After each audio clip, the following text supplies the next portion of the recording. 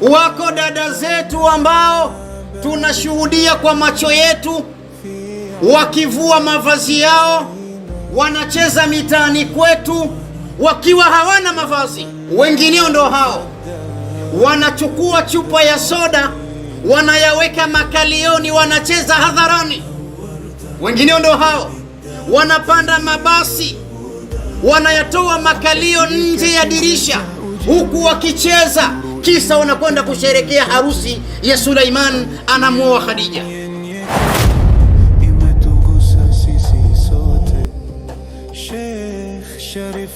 Amma khutubatina liyawmi insha Allah sanatakallam ala thalathatun min ashkhas la yadkhuluna aljannata.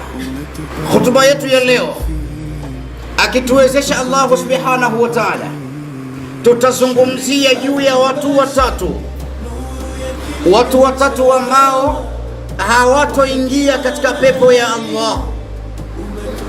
Haulai minan nisai wal rijal, hao ni katika wanaume na wanawake ambao Mtume sallallahu alayhi wasallam anawaelezea kwa upana mno kwamba watu hawa watatu katika wanaume na wanawake hawatoingia katika pepo ya Allah subhanahu wa ta'ala.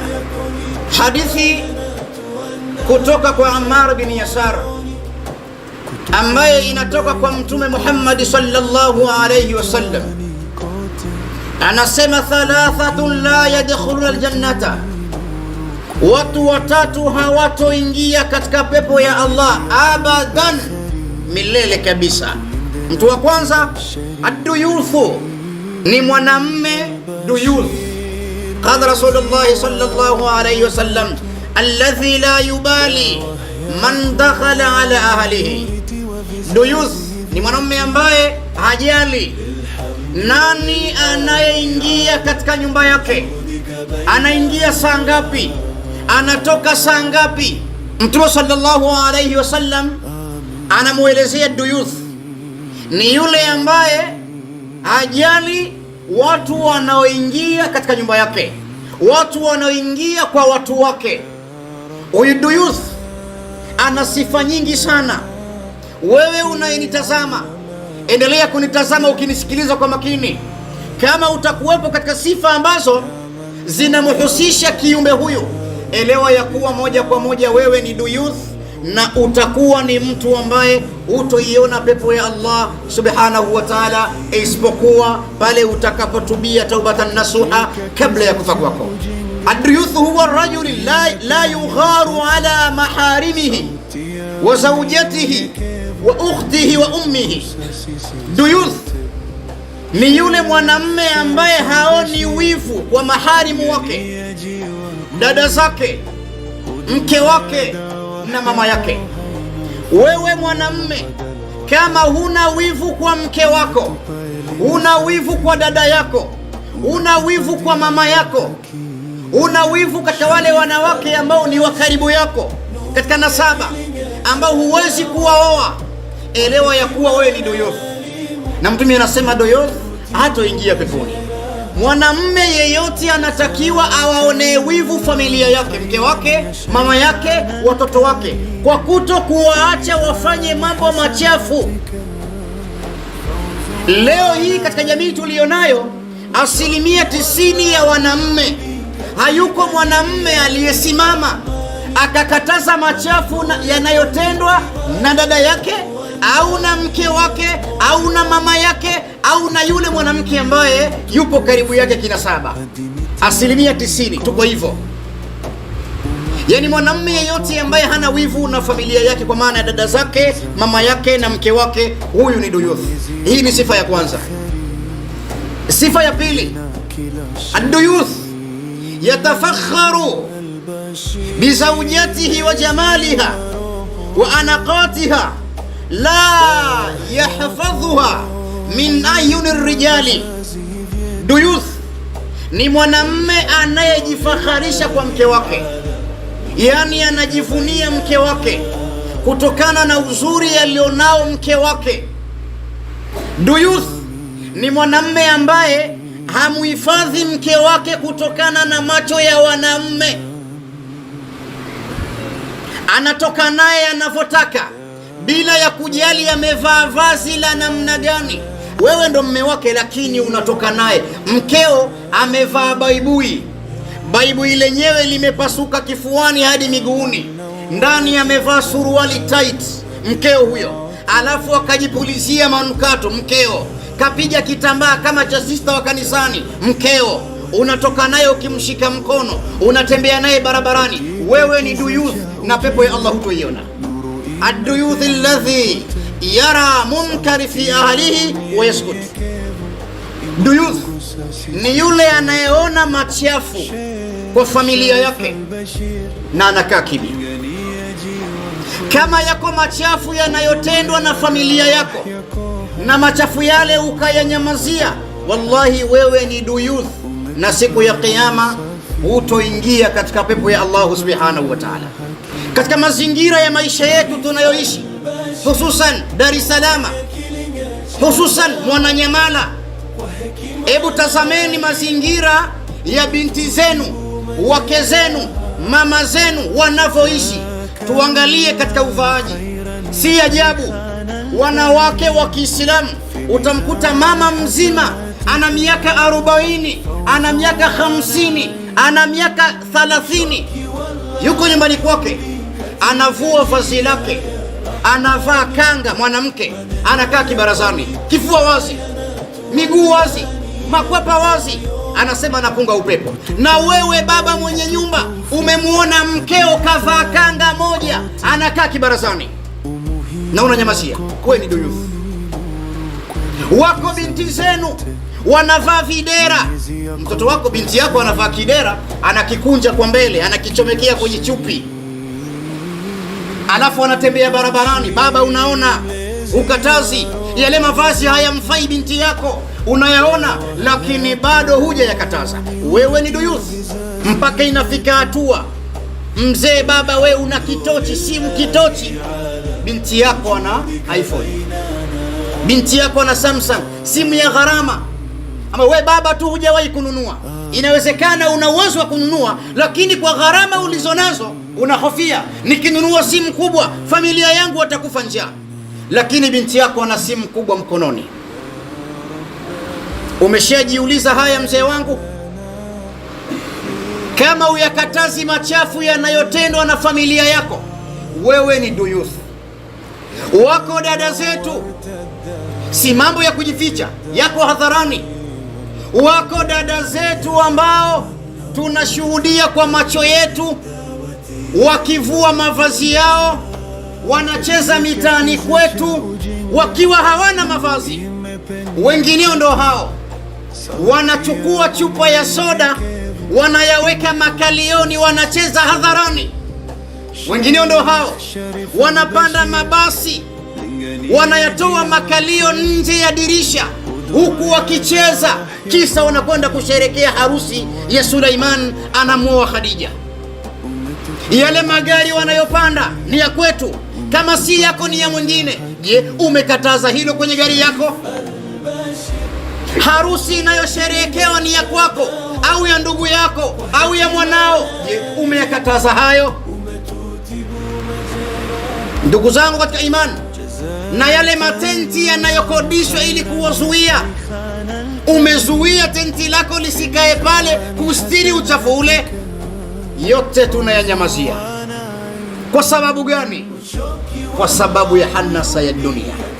Macho yetu yanapenda sana kuburudika na maasi na hayapendi kuburudika na ibada.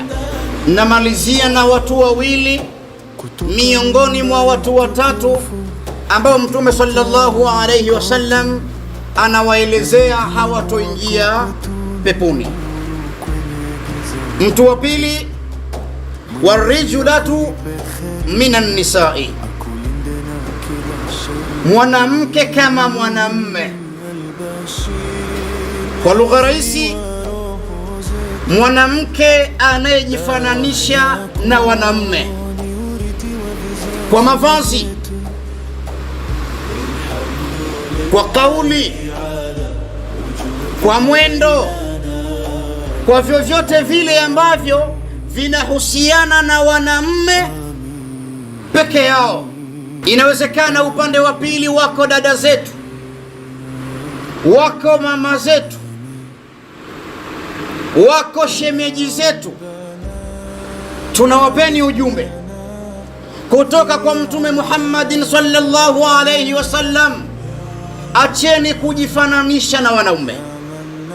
Inafika hatua leo mwanamke ananyoa nywele zake, anaweka kiduku.